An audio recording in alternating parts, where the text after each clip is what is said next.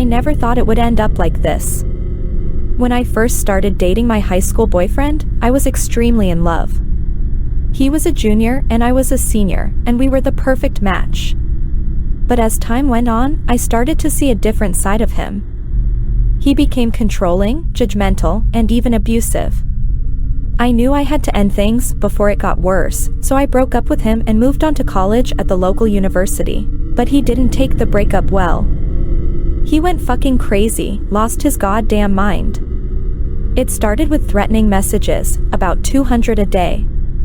Then came the phone calls, showing up during my classes, and even showing up at my house. I was terrified, but I tried to brush it off and focus on my studies.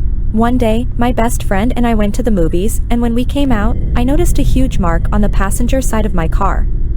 My friend looked in the back seat, and there he was, laying on the floor trying to hide. I was horrified. I immediately bought a new car with new plates, hoping it would throw him off my trail, but he was relentless. He broke into my dorm room, and I knew I couldn't stay there anymore. I moved into an apartment not far from campus, with 2 female roommates. I thought I would be safe there, but he found out where I was living and broke in while I was in the shower. I screamed at him to get the fuck out, and he came after me with a knife. I locked myself in the bathroom and called the cops. By the time they arrived, he was gone. I was exhausted and scared, but I tried to move on. I started dating a new guy, who was an absolute gentleman. I warned him about my ex-boyfriend, but I never thought he would actually show up. During one of our dates, my ex crashed and jumped my new guy with 5 of his friends. I tried to intervene, but I ended up with my face smashed in for being a cheating whore. I was devastated and scared for my safety. I had no choice but to move back in with my parents. I thought I would be safe there, but my ex-boyfriend attempted to break in at 5 o'clock on a Sunday when my entire family was home. My dad, who is 6 feet 5 inches and ex-military, caught him and put a gun in his mouth. I was terrified, but I couldn't help but feel a sense of relief. My dad didn't kill him, but I think that scared him enough to leave me alone. It's been 5 years now, and I still have nightmares about that time in my life.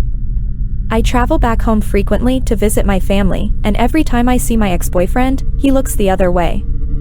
I don't know if it's because he's scared of my dad or if he's finally realized the gravity of his actions. All I know is that I never want to see him again.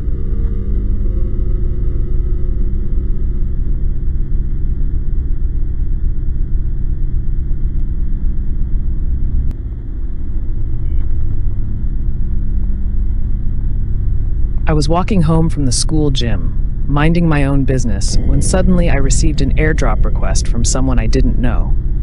I thought it was strange. It must have come from the guy behind me. As strange as I thought it was, I decided to accept it. It was a video of me walking. The video was clearly taken from a distance, and it was zoomed in on me. I immediately felt a sense of fear and unease wash over me. Who was this person, and why were they filming me? I started walking faster, hoping to get away from the person behind me. But as I picked up my pace, I heard the sound of footsteps getting closer and faster. I knew I had to do something, so I started running. The footsteps behind me also started running, and I could feel my heart racing with fear. I was so close to my home. When I saw my house, I also saw my dad outside working on his car. I screamed for him to help me. My dad, who is a police officer, immediately came running towards me with his gun drawn. He pointed it at the person behind me and demanded that they leave. The person, who I now realized was a man, stopped in his tracks and turned around. He walked away casually as if nothing had happened. I was shaking with fear and relief, knowing that my dad was there to protect me. Instead of just calling the police, my dad called one of his friends, who was on his night patrol, and explained the situation to him. I also got to talk to him to explain what happened. An hour later, my dad's friend called to inform us that they had found a man matching the description of the person who had been following me. He had been following a young teenage girl, and they were able to apprehend him before he could do any harm. I was relieved to know that he was off the streets and couldn't harm anyone else. I couldn't stop thinking about what had happened. I had always felt safe walking home from the school gym when it was dark. It was in my routine, especially since there were always people around. But this incident made me realize that danger could be lurking in unexpected places. I was grateful to my dad for being there to protect me. If my dad hadn't been outside that night, I don't know what would have happened. Would I be able to get inside in time? What would he have done to me if he caught me? I don't even want to know.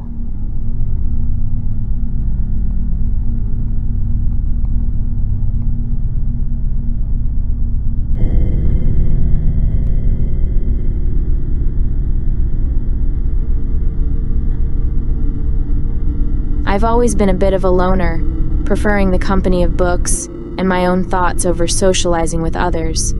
But little did I know, my introverted nature would soon attract the attention of a terrifying stalker. It all started innocently enough. I would often notice a man following me on my daily walks to and from work. At first, I brushed it off as a coincidence, but as the days went by, I couldn't shake off the feeling that I was being watched. One day, I decided to confront the man. I turned around and asked him if he needed something. He simply smiled and said, "I just like watching you walk. You have a beautiful stride." His words sent creep to me out, but I tried to brush it off and continued on my way. But from that day on, I couldn't shake off the feeling of being watched. I would often catch glimpses of him lurking in the shadows, always just out of sight.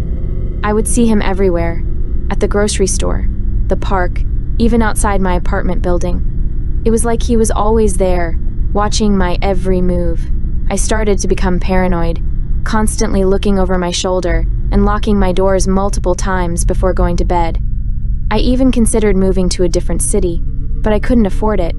I was trapped and at the mercy of this stalker. Things took a turn for the worse when I started receiving strange gifts at my doorstep. A bouquet of dead flowers, a creepy doll with its eyes gouged out, and even a lock of my own hair. Each time, there was no note or indication of who it was from, but I knew deep down it was from my stalker. I reported it to the police, but they couldn't do much without any solid evidence. They suggested I get a restraining order, but that would only make things worse. I was stuck in this nightmare with no way out. One night, I woke up to the sound of my window being opened. My heart was pounding in my chest as I slowly got out of bed and crept towards the window. I could see a figure standing outside, their face hidden by a hood. I could feel their eyes boring into me, and I knew it was my stalker. I quickly closed the window and locked it, but that didn't stop him. I could hear him trying to force his way in, and I was paralyzed with fear. I could hear him whispering my name, and I knew I had to do something before it was too late. I grabbed my phone and called the police, but before they could arrive, I heard the sound of glass breaking. He had broken through my window and was now inside my apartment. I could hear his footsteps getting closer and closer, and I knew I had to act fast. I grabbed a kitchen knife and hid in my closet, praying that he wouldn't find me. But he did. He opened the closet door and I could see the madness in his eyes. He lunged towards me, but I was able to stab him in the shoulder before running out of the apartment and into the safety of the police. It turned out that my stalker was a man who had been obsessed with me since high school. He had been watching me from afar, and when he saw me again, he couldn't resist the urge to get closer to me. He was arrested and charged with stalking and attempted murder. I thought it was all over, but even in jail, he continued to send me letters and gifts, professing his love for me. It was a never-ending nightmare that I couldn't escape from. I learned the hard way that sometimes, being a loner can attract the wrong kind of attention.